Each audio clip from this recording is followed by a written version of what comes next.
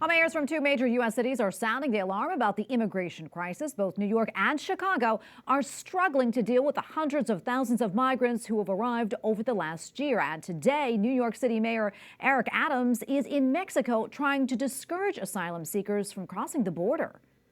We want to make sure that we have a great level of transparency of the challenges that we are facing so that people can manage their expectations. This is the first stop on Adams' four-day tour of Latin America. Meanwhile, Chicago Mayor Brandon Johnson is also planning a trip to the southern border. He said the city could be seeing up to 22 busloads of migrants arriving daily from Texas. And joining us now is Rodney Scott, Distinguished Fellow for Border Security with the Texas Public Policy Foundation and former Chief of the U.S. Border Patrol. Rodney, great to see you as always. A lot to touch on today, but let's start off with the mayors of New York City and Chicago traveling south of the border to address the migrant crisis as it's hitting both of the sanctuary cities hard. Your thoughts, and what do you think will come from these visits? Unfortunately, I don't think anything is going to come from these visits. It's a good political stunt for them. But both of those cities are sanctuary cities. They promise people protection and care once they get here, and they've made a commitment to not work with federal immigration authorities. That is a draw. Between that and getting released at the border, you're going to continue to see this flow. There's no consequences currently for illegal immigration. I'm glad to see that they're speaking out, but they need to take actual actions.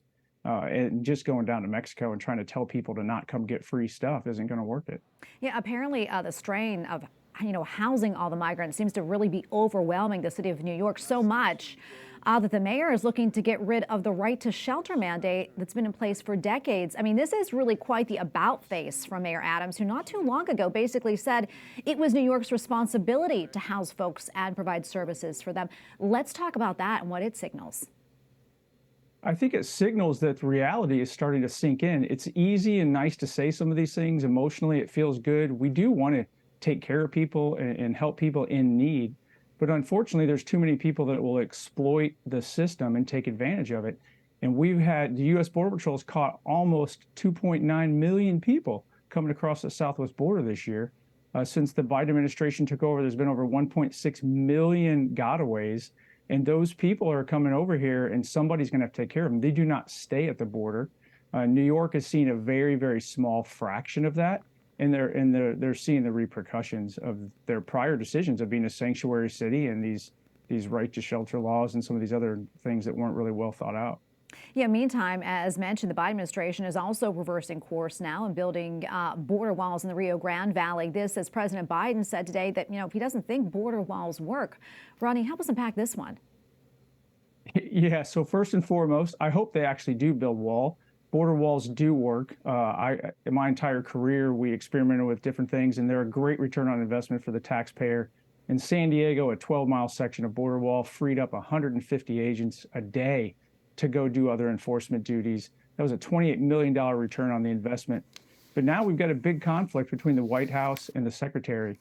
They're claiming, and this is partially true, that it was 2019 appropriations, and by law, the Impoundment Control Act requires the executive branch to spend that money consistent with the intent, which was to build a border wall.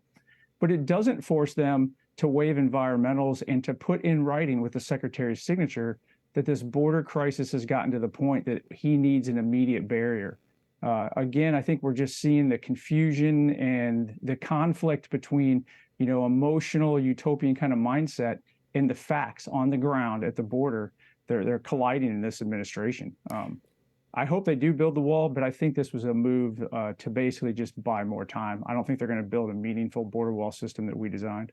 Oh, Rodney, we have about a minute or so left, but I do want to get to this. It's not just people coming over the border in record numbers. According to Customs and Border Patrol, more than 25,500 pounds of fentanyl were seized just from the beginning of this year to August. That's compared to nearly 13,000 pounds of the deadly drug the year before. Rodney, that is almost double and very scary. Your thoughts?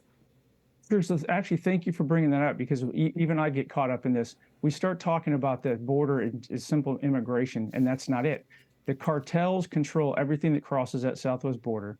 They use these large numbers of illegal immigrants, the migrants, to overwhelm law enforcement, meaning get them all busy and distracted to bring in whatever else they want in this second wave.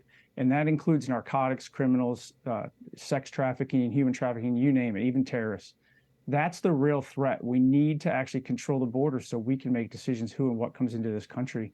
Fentanyl is pouring across, killing people daily in this nation, and we can stop that, make a significant impact if we would just secure the borders and make sure we made decisions about what comes into the country instead of allowing the Mexican cartels to make those decisions. Well, Rodney, thank you so much for weighing in. Always great to have you on. We appreciate it. Thank you.